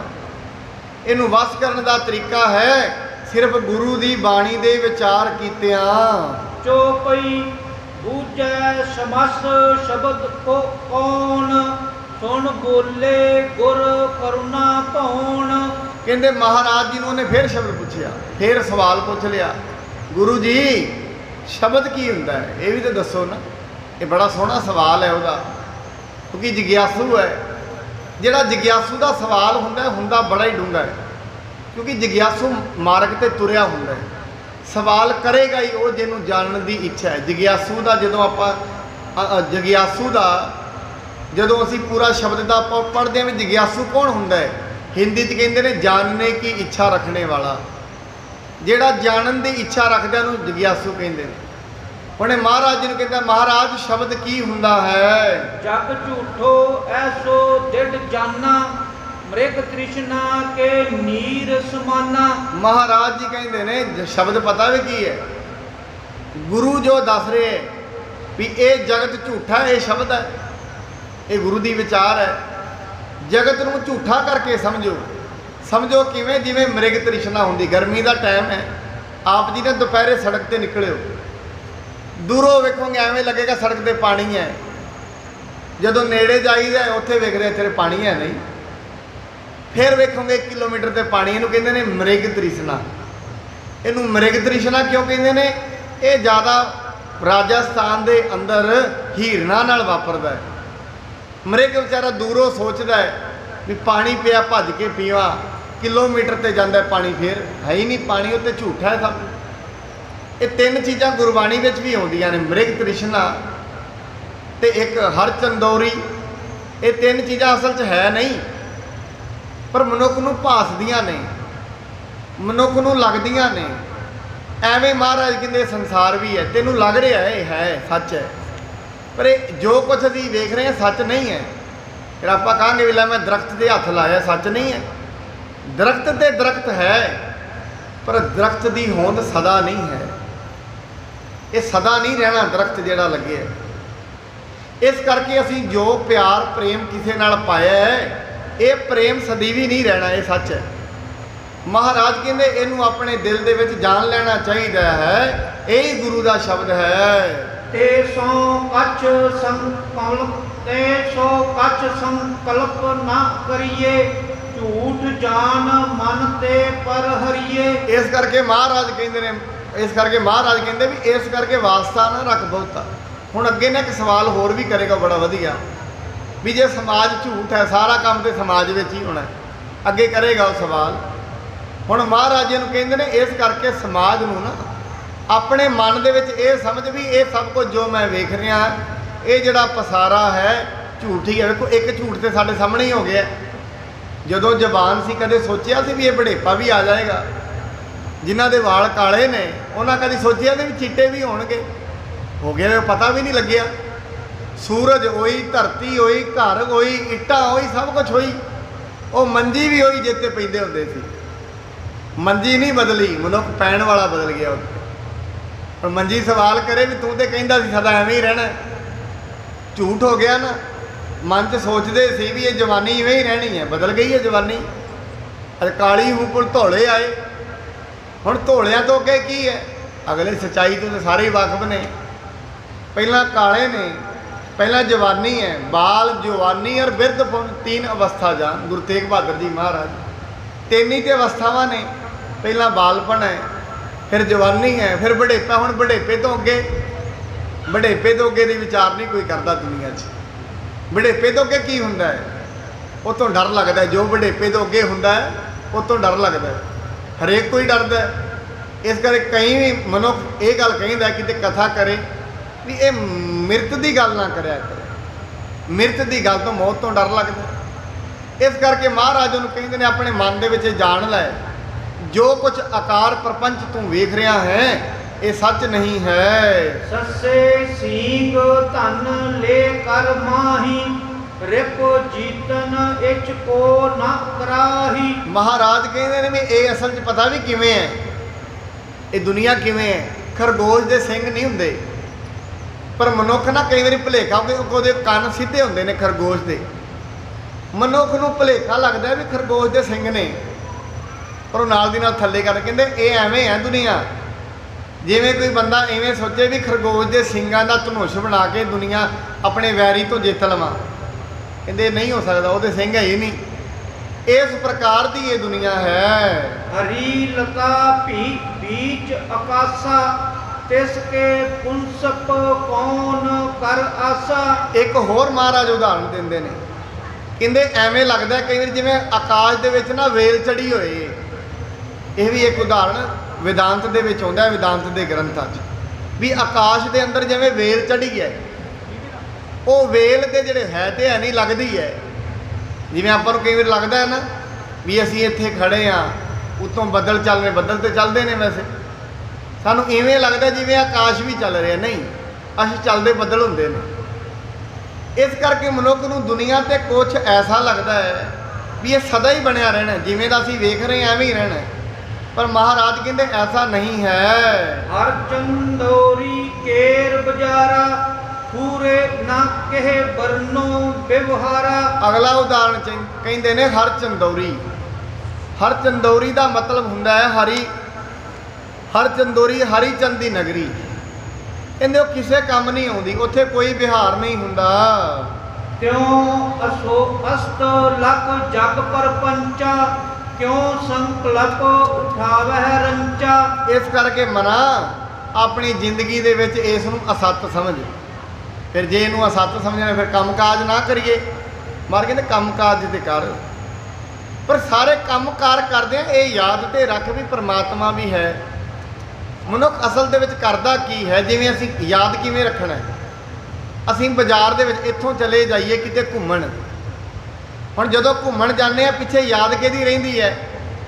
ਉੱਥੇ ਘੁੰਮਦੇ ਵੀ ਫਿਰਦੇ ਰਹਿੰਦੇ ਆ, ਸਾਰਾ ਕੁਝ ਮੰਨੋ ਕਿ ਤੂੰ ਜੈਪੁਰ ਚਲਿਆ ਜਾਏ, ਅੰਮ੍ਰਿਤਸਰ ਇਸ਼ਨਾਨ ਕਰਨ ਚਲਾ ਗਿਆ, ਉਹਦੇ ਦੁਕਾਨਾਂ ਤੇ ਵੀ ਸਾਰਾ ਕੁਝ ਵੇਖ ਰਿਹਾ ਹੈ, ਪਰ ਮਨ ਦੇ ਵਿੱਚ ਜਿਹੜੀ ਪਿਛਲੀ ਯਾਦ ਹੈ ਨਾ ਘਰ ਦੀ, ਉਹ ਬਣੀ ਰਹਿੰਦੀ ਹੈ। ਘਰ ਦੀ ਯਾਦ ਉਹਦੀ ਬਣੀ ਰਹਿੰਦੀ ਹੈ, ਘਰ ਦੀ ਯਾਦ ਨਹੀਂ ਉਹਦੇ ਅੰਦਰੋਂ ਜਾਂਦੀ। ਪਰ ਉੱਥੇ ਵੇਖ ਲਓ ਸਾਰਾ ਕੁਝ ਖਾ ਪੀ ਵੀ ਰਿਹਾ ਹੈ, ਆਨੰਦ ਵੀ ਮਾਣ ਰਿਹਾ ਹੈ। ਮਹਾਰਾਜ ਕਹਿੰਦੇ ਦੁਨੀਆ ਤੇ ਵੀ ਐਵੇਂ ਰਹੇ, ਕੰਮ ਕਾਜ ਵੀ ਸਾਰੇ ਕਰ, ਪਰ ਮਨ ਦੇ ਵਿੱਚ ਨਾ ਪਿਛਲੀ ਯਾਦ ਰੱਖ ਪਰਮੇਸ਼ਰ ਦੀ। ਜਦੋਂ ਪਰਮੇਸ਼ਰ ਦੇ ਨਾਲ ਬਚਨ ਕਰਕੇ ਆਏ ਹੋ ਦੁਨੀਆ ਤੇ, ਪਰਮੇਸ਼ਰ ਇੱਕ ਵਾਰੀ ਜਨਮ ਦੇ ਦੇ, ਬਸ ਤੇਰਾ ਨਾਮ ਨਹੀਂ ਭੁੱਲਣਾ ਜ਼ਿੰਦਗੀ 'ਚ, ਹੋਰ ਜੋ ਮਰਜ਼ੀ ਕਰਾਂ। ਮਹਾਰਾਜ ਕਹਿੰਦੇ ਜਦੋਂ ਤੂੰ ਮਾਤਾ ਦੇ ਗਰਭ ਦੇ ਸੀ ਉਦੋਂ ਤੇ ਤੂੰ ਉਰਤ ਤਪ ਕਰਦਾ ਸੀ, ਉਦੋਂ ਪਰਮੇਸ਼ਰ ਨੂੰ ਕਹਿੰਦਾ ਹੁੰਦਾ ਸੀ, ਪਰਮੇਸ਼ਰ ਜਨਮ ਦੇ ਮਨੁੱਖਾਂ ਵਾਲਾ ਤੈਨੂੰ ਭੁੱਲਾਂਗਾ ਨਹੀਂ, ਪਰ ਮਨਾ ਅੱਜ ਤੇ ਭੁੱਲ ਗਿਆ। ਲਾਗਤ ਪਵਨ ਜਦੋਂ ਹੀ ਤੈਨੂੰ ਹਵਾ ਲੱਗੀ ਦੁਨੀਆ ਦੀ, ਪ੍ਰਭ ਨੂੰ ਵਿਸਰਾਤਾ, ਰੱਬ ਵਿਸਰ ਗਿਆ ਹੈ। ਇਸ ਕਰਕੇ ਮਨਾ ਆਪਣੀ ਜ਼ਿੰਦਗੀ 'ਚ ਪਰਮੇਸ਼ਰ ਨੂੰ ਯਾਦ ਰੱਖ, ਕੰਮ ਤੇ ਭਾਵੇਂ ਸਾਰੇ ਹੀ ਕਰਦਾ ਰਹਿ। ਸਤਿਗੁਰ ਬਚਨ ਹਿਰਦੇ ਦ੍ਰਿੜ ਧਾਰਾ, ਸੁਧ ਆਤਮੈ ਜਗਤ ਬੇਸਾਰਾ। ਗੁਰੂ ਦੇ ਬਚਨ ਨੂੰ ਦ੍ਰਿੜ ਕਰਕੇ ਮੰਨੋ। ਗੁਰੂ ਜੋ ਵੀ ਕਹਿ ਰਿਹਾ ਉਹਨੂੰ ਐਵੇਂ ਨਹੀਂ, ਮਜ਼ਾਕ 'ਚ ਨਹੀਂ, ਗੁਰੂ ਦੀ ਗੱਲ ਨੂੰ ਦ੍ਰਿੜ ਸਮਝੋ, ਸੱਚਾਈ ਸਮਝੋ। ਫਿਰ ਮਨੁੱਖ ਇੱਕ ਬਚਨ ਕਰੇਗਾ ਵੀ ਜੇ ਗੁਰੂ ਦੀਆਂ ਗੱਲ ਦ੍ਰਿੜ ਕਰਕੇ ਮੰਨਣੀ ਹੈ, ਫਿਰ ਸਾਡੇ ਅੰਦਰ ਗੁਰੂ ਦੀ ਗੱਲ ਟਿਕਦੀ ਕਿਉਂ ਨਹੀਂ? ਇੰਨੀ ਵਾਰੀ ਗੁਰੂ ਸਾਹਿਬ ਦੀ ਬਾਣੀ ਸੁਣ ਵੀ ਲਈ ਹੈ, ਪੜ੍ਹ ਵੀ ਲਈ ਹੈ, ਟਿਕਦੀ ਕਿਉਂ ਨਹੀਂ? ਇਹਦਾ ਕਾਰਨ ਹੈ ਗੁਰਬਾਣੀ ਜਿਹੜੀ ਹੈ ਉਸ ਹਿਰਦੇ ਵਿੱਚ ਟਿਕਦੀ ਹੈ ਜਿਹੜਾ ਹਿਰਦਾ ਨਿਰਮਲ ਹੋ ਜਾਵੇ। ਤੇ ਹਿਰਦਾ ਨਿਰਮਲ ਕਿਵੇਂ ਹੋਏ? ਕੱਲ ਵੀ ਬੇਨਤੀ ਕੀਤੀ ਸੀ, ਜੋ ਮਨੁੱਖ ਗੁਰੂ ਮੰਤਰ ਜਪਦਾ ਹੈ, ਮੂਲ ਮੰਤਰ ਜਪਦਾ ਹੈ, ਫਿਰ ਉਹਦਾ ਮਨ ਜਿਹੜਾ ਥੋੜਾ ਹੈ ਬਲਵਾਨ ਹੁੰਦਾ ਹੈ, ਕਿਉਂ ਵਕਾਰ ਕੱਟੇ ਜਾਂਦੇ ਨੇ। ਵਕਾਰ ਕੱਟੇ ਜਾਣਗੇ, ਮਨ ਬਲਵਾਨ ਹੋਏਗਾ। ਫਿਰ ਇੱਕ ਇੱਕ ਗੱਲ ਕਈ ਗੁਰੂ ਦੀ ਸਮਝ ਆਉਂਦੀ ਹੈ, ਉਸ ਤੋਂ ਪਹਿਲਾਂ ਨਹੀਂ ਆਉਂਦੀ। ਇਹ ਐਵੇਂ ਸਮਝ ਲਵੋ ਜਿਵੇਂ ਕੋਈ ਮਨੁੱਖ ਹੈ, ਆਪਣੀ ਜ਼ਿੰਦਗੀ ਪੈਲੀ ਉਹਨੇ ਬੀਜਣੀ ਹੈ, ਪਹਿਲਾਂ ਐਵੇਂ ਨਹੀਂ ਬੀਜ ਸੁੱਟ ਦਿੰਦਾ, ਪਹਿਲਾਂ ਪੈਲੀ ਨੂੰ ਵਾਹੁੰਦਾ ਹੈ ਚੰਗੀ ਤਰ੍ਹਾਂ, ਵਾਹ ਕੇ ਜਦੋਂ ਪੈਲੀ ਤਿਆਰ ਹੋ ਜਾਂਦੀ ਹੈ ਫਿਰ ਬੀਜ ਦਿੰਦਾ ਉਹਦੇ ਵਿੱਚ।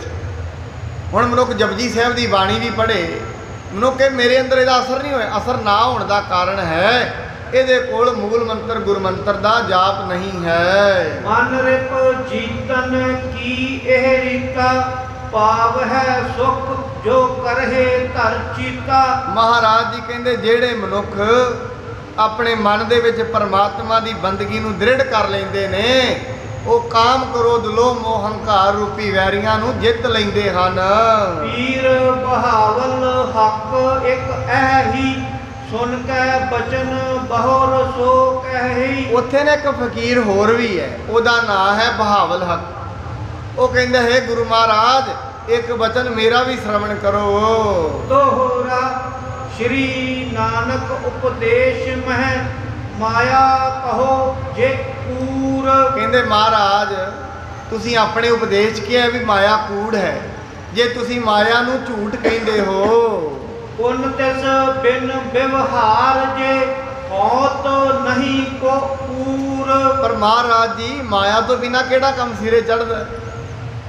ਉਹ ਪੁੱਛਦਾ ਹੈ ਗੁਰੂ ਸਾਹਿਬ ਨੂੰ, ਤੁਸੀਂ ਤਾਂ ਕਹਿੰਦੇ ਮਾਇਆ ਛੱਡ ਦਿਓ, ਪਰ ਰੋਟੀ ਪਾਣੀ ਤੇ ਮਾਇਆ ਹੀ ਹੈ। ਇਹ ਮਾਇਆ ਤੋਂ ਬਿਨਾ ਕਿਹੜਾ ਕੰਮ ਪੂਰਨ ਹੁੰਦਾ ਹੈ? ਚੋਪਈ ਉੱਤਰ ਸ੍ਰੀ ਗੁਰ ਸੁਨਤ ਅਲਾਇਆ, ਨਿਸ਼ਚੈ ਜਾਨੋ ਝੂਠੀ ਮਾਇਆ। ਮਹਾਰਾਜ ਜੀ ਨੇ ਫਿਰ ਉੱਤਰ ਦਿੱਤਾ, ਮਨਾ ਇਹ ਬਹਾਵਲ ਹੱਕ ਮਾਇਆ ਤੇ ਝੂਠੀ ਹੋਈ ਹੈ। ਤੈਸੇ ਝੂਠੇ ਤੇ ਵਿਵਹਾਰਾ, ਲਖਿਓ ਸਤ ਜਿਉ ਦਾਮ ਵਿਹਾਰਾ। ਕਹਿੰਦੇ ਅਸਲ ਦੇ ਵਿੱਚ ਪਤਾ ਵੀ ਕੀ ਹੈ ਤੇ ਝੂਠੀ ਹੋਈ, ਪਰ ਅਸੀਂ ਸੱਚ ਕਰਕੇ ਜਾਣੀ ਹੋਈ ਹੈ। ਸੱਚ ਕਿਵੇਂ ਜਾਣੀ ਹੈ? ਜਿਵੇਂ ਹਨੇਰਾ ਹੋਏ ਨਾ, ਹਨੇਰੇ ਦੇ ਵਿੱਚ ਨਾ ਸੱਪ ਰੱਸੀ ਪਈ ਹੋਏ ਐਵੇਂ ਵਲ ਖਾ ਕੇ, ਤੇ ਮਨੁੱਖ ਜਦੋਂ ਉਹਨੂੰ ਵੇਖਦਾ ਉਹਨੂੰ ਐਵੇਂ ਲੱਗਦਾ ਜਿਵੇਂ ਸੱਪ ਹੋਏ। ਪਰ ਉਹ ਭੁਲੇਖਾ ਕਿਉਂ ਪਿਆ ਰੱਸੀ ਨੂੰ? ਰੱਸੀ ਦਾ ਸਾਨੂੰ ਸੱਪ ਵਰਗਾ ਭੁਲੇਖਾ ਕਿਉਂ ਪਿਆ? ਉਹਦਾ ਕਾਰਨ ਹੈ ਸੱਚ ਕਿਉਂ ਮੰਨ ਲਿਆ ਉਹਨੂੰ ਸੱਪ ਕਿਉਂ ਮੰਨਿਆ ਹੈ? ਤੇ ਰੱਸੀ ਹਨੇਰੇ ਕਰਕੇ।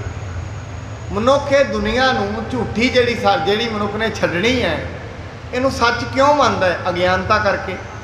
ਜਿਵੇਂ ਹਨੇਰੇ ਦੇ ਵਿੱਚ ਇੱਕ ਪਈ ਹੋਈ ਰੱਸੀ ਨੂੰ ਮਨੁੱਖ ਨੇ ਸੱਪ ਸਮਝ ਲੈਂਦਾ ਹੈ, ਐਵੇਂ ਹੀ ਮਨੁੱਖ ਅਗਿਆਨਤਾ ਕਰਕੇ ਇਹ ਦੁਨੀਆ ਨੂੰ ਸੱਚ ਸਮਝ ਬੈਠਦਾ ਹੈ। ਸੁਪਨ ਵਿਖੈ ਜਿਉ ਸਰਤਾ ਬਾਰਾ, ਚਾਹਤ ਨਾਉ ਚੜ ਉਤਰਿਓ ਪਾਰਾ। ਮਹਾਰਾਜ ਜੀ ਕਹਿੰਦੇ ਨੇ ਵੀ ਜਿਵੇਂ ਮਨੁੱਖ ਸੁੱਤਾ ਹੋਏ ਨਾ, ਸੁੱਤਾ ਹੋਏ ਤੇ ਇੱਕ ਨਹਿਰ ਹੋਏ, ਨਹਿਰ ਦੇ ਵਿੱਚ ਇੱਕ ਕਿਸ਼ਤੀ ਹੋਏ।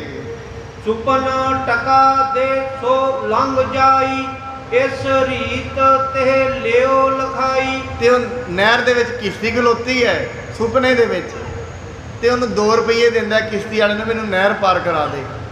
ਹੁਣ 2 ਰੁਪਏ ਦੇ ਕੇ ਨਹਿਰ ਵੀ ਪਾਰ ਹੋ ਜਾਂਦੀ ਹੈ, ਪਰ ਅਸਲ ਦੇ ਵਿੱਚ ਨਾ ਤੇ ਕਿਸ਼ਤੀ ਸੀ, ਨਾ ਨਹਿਰ ਸੀ, ਤੇ ਨਾ ਰੁਪਈਏ ਹੀ ਦਿੱਤੇ। ਹੁਣ ਜੋ ਸੁਪਨਾ ਟੁੱਟਿਆ ਉਹਨੇ ਵੇਖਿਆ ਵੀ ਮੈਂ ਨਹਿਰ 'ਚ ਉੱਠਿਆ, ਨਾ ਨਹਿਰ ਹੈ ਨਾ ਕੁਝ ਵੀ ਨਹੀਂ। ਇਸੇ ਤਰੀਕੇ ਦੇ ਨਾਲ ਜ਼ਿੰਦਗੀ ਹੈ। ਜਿੱਦਣ ਮਨੁੱਖ ਜ਼ਿੰਦਗੀ ਦੇ ਉੱਤਰੋਂ ਚੱਲਦਾ ਹੈ, ਹਜੇ ਤੇ ਚੱਲ ਰਿਹਾ ਸਾਰਾ ਵਿਹਾਰ, ਪਰ ਜਿਸ ਦਿਨ ਇਹ ਆਤਮਿਕ ਗਿਆਨ ਦੇ ਰਹੇ ਨੇ ਮਹਾਰਾਜ ਨੂੰ, ਅਸਲ ਦੇ ਵਿੱਚ ਜਿਹੜੇ ਮਨੁੱਖ ਗ੍ਰਸਥੀ ਨੇ ਉਹਨਾਂ ਦੀਆਂ ਆਪਣੀਆਂ ਮੁਸ਼ਕਲਾਂ ਨੇ, ਉਹ ਗੁਰੂ ਤੋਂ ਹੋਰ ਚੀਜ਼ਾਂ ਵੀ ਮੰਗਦੇ ਨੇ, ਮੰਗਣੀਆਂ ਵੀ ਚਾਹੀਦੀਆਂ ਨੇ, ਪਰ ਇਹ ਆਤਮ ਗਿਆਨ ਦੀ ਗੱਲ ਹੈ। ਮਹਾਰਾਜ ਉਹਨੂੰ ਦੱਸ ਰਹੇ ਨੇ ਅਸਲ ਦੇ ਵਿੱਚ ਜਦੋਂ ਮਨੁੱਖ ਉੱਠਦਾ ਹੈ ਸੁਪਨੇ 'ਚੋਂ, ਉਹਨੂੰ ਪਤਾ ਲੱਗਦਾ ਨਾ ਕਿਸ਼ਤੀ ਸੀ, ਨਾ ਕਿਸੇ ਨੂੰ ਪੈਸੇ ਦਿੱਤਾ, ਨਾ ਮੈਂ ਨਹਿਰ 'ਤੇ ਗਿਆ।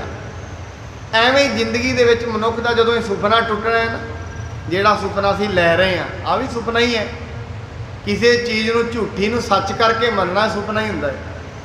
ਇਹ ਅਸੀਂ ਸੋਚ ਰਹੇ ਹਾਂ ਜਿੱਦਣ ਮਨੁੱਖ ਦਾ ਇੱਥੋਂ ਟੁੱਟਣਾ ਹੈ, ਸਰੀਰ ਨੂੰ ਜੀਵ ਆਤਮਾ ਨੇ ਛੱਡਣਾ ਹੈ, ਉਸ ਦਿਨ ਇਹਨੂੰ ਪਤਾ ਲੱਗਣਾ ਹੈ ਕਰਨਾ ਕੁਝ ਹੋਰ ਸੀ, ਖਟਣਾ ਕੁਝ ਹੋਰ ਸੀ, ਖਟ ਮੈਂ ਕੁਝ ਹੋਰ ਆਇਆ ਹਾਂ। ਪਰਮੇਸ਼ਰ ਨਿਤ ਸਤ ਪਛਾਨੋ, ਤਾਂਕੋ ਨਾਮ ਸਤ ਮਨ ਮਾਨੋ। ਮਹਾਰਾਜ ਜੀ ਕਹਿੰਦੇ ਨੇ ਵੀ ਇਸ ਕਰਕੇ ਪਰਮੇਸ਼ਰ ਦੇ ਨਾਮ ਨੂੰ ਸੱਚ ਸਮਝੋ ਤੇ ਮਨ ਵਿੱਚ ਦ੍ਰਿੜ ਕਰ ਲਵੋ। ਰੂਕਨ ਦੀਨ ਪੁਨ ਬੇਨ ਅਲਾਏ, ਸੰਤ ਜੋ ਲੱਛਣ ਦਿਓ ਬਤਾਏ। ਹੁਣ ਅੱਗੇ ਰੁਕਮਦੀਨ ਹੈ ਜਿਹੜਾ, ਉਹਨੇ ਸਵਾਲ ਕੀਤਾ ਹੈ। ਹੁਣ ਕੱਲ ਦੀ ਕਥਾ 'ਚ ਇਹ ਉਹਨੇ ਸਵਾਲ ਪਤਾ ਵੀ ਕੀ ਕੀਤਾ ਹੈ? ਸਵਾਲ ਉਹਨੇ ਕੀਤਾ ਵੀ ਸੰਤਾਂ ਦੇ ਲੱਛਣ ਕੀ ਕੀ ਹੁੰਦੇ ਨੇ। ਜਿਹੜਾ ਮਨੁੱਖ ਸੰਤ ਬਣ ਜਾਂਦਾ ਉਹਨੂੰ ਕਿਵੇਂ ਪਛਾਣੀਏ ਵੀ ਇਹ ਸੰਤ ਹੈ ਕਿ ਉਵੇਂ ਹੀ ਹੈ। ਇਹ ਹੁਣ ਕੱਲ ਦੀ ਕਥਾ ਦੇ ਵਿੱਚ ਅਸੀਂ ਵਿਚਾਰਾਂਗੇ। ਮਹਾਰਾਜ ਉਹਨੂੰ ਦੱਸਣਗੇ ਵੀ ਅਸਲ ਦੇ ਵਿੱਚ ਸੰਤ ਦਾ ਕੀ ਕੀ ਪਛਾਣ ਹੈ, ਸੰਤ ਦੇ ਕਿਹੜੇ ਕਿਹੜੇ ਲੱਛਣ ਹੁੰਦੇ ਨੇ, ਕਿਹੜੀਆਂ ਕਿਹੜੀਆਂ ਚੀਜ਼ਾਂ ਉਹ ਕਰਦਾ ਹੈ, ਕਿਹੜੀਆਂ ਕਿਹੜੀਆਂ ਉਹ ਨਹੀਂ ਕਰਦਾ। ਇਹ ਕੱਲ ਦੀ ਕਥਾ ਦੇ ਵਿੱਚ ਮਹਾਰਾਜ ਸਾਡੇ ਤੇ ਕਿਰਪਾ ਕਰਨ। ਕੱਲ ਨੂੰ ਸਾਹਿਬ ਸ੍ਰੀ ਗੁਰੂ ਨਾਨਕ ਦੇਵ ਜੀ ਮਹਾਰਾਜ ਉਹਨੂੰ ਸੰਤ ਦੇ ਲੱਛਣ ਦੱਸਣਗੇ। ਕੱਲ ਦੀ ਕਥਾ ਦੇ ਵਿੱਚ ਗੁਰੂ ਸਾਹਿਬ ਕਿਰਪਾ ਕਰਨ ਸਾਨੂੰ ਇਸੇ ਤਰੀਕੇ ਦੇ ਨਾਲ ਆਪਣੇ ਗਿਆਨ ਦੇ ਨਾਲ, ਆਪਣੇ ਵਿਚਾਰ ਦੇ ਨਾਲ, ਆਪਣੇ ਇਤਿਹਾਸ ਦੇ ਨਾਲ ਜੋੜ ਕੇ ਰੱਖਣ। ਗੁਰੂ ਸਾਹਿਬ ਦੀ ਇਹ ਮਹਾਨ ਕਿਰਪਾ ਦੇ ਰਾਹੀਂ ਅਸੀਂ ਸਾਹਿਬ ਸ੍ਰੀ ਗੁਰੂ ਨਾਨਕ ਦੇਵ ਜੀ ਮਹਾਰਾਜ ਜੀ ਦਾ ਜੀਵਨ ਸ਼ਰਵਣ ਕਰ ਰਹੇ ਹਾਂ। ਉਹਨਾਂ ਨੇ ਜਿਹੜੇ ਜਿਹੜੇ ਕੋਤਕ ਕੀਤੇ ਨੇ, ਜਿਹੜੀਆਂ ਕਲਾਵਾਂ ਉਹਨਾਂ ਨੇ ਵਰਤਾਈਆਂ ਨੇ, ਉਹ ਤੋਂ ਅਸੀਂ ਵੀ ਗਿਆਨ ਲੈ ਸਕੀਏ। ਸੋ ਇੰਨੀਆਂ ਬੇਨਤੀਆਂ ਪ੍ਰਵਾਨ ਕਰਨੀਆਂ, ਹੋਈ ਭੁੱਲ ਚੁੱਕ ਦੇ ਲਈ ਖਿਮਾ ਕਰਨੀ ਜੀ। ਵਾਹਿਗੁਰੂ ਜੀ ਕਾ ਖਾਲਸਾ, ਵਾਹਿਗੁਰੂ ਜੀ ਕੀ ਫਤਿਹ।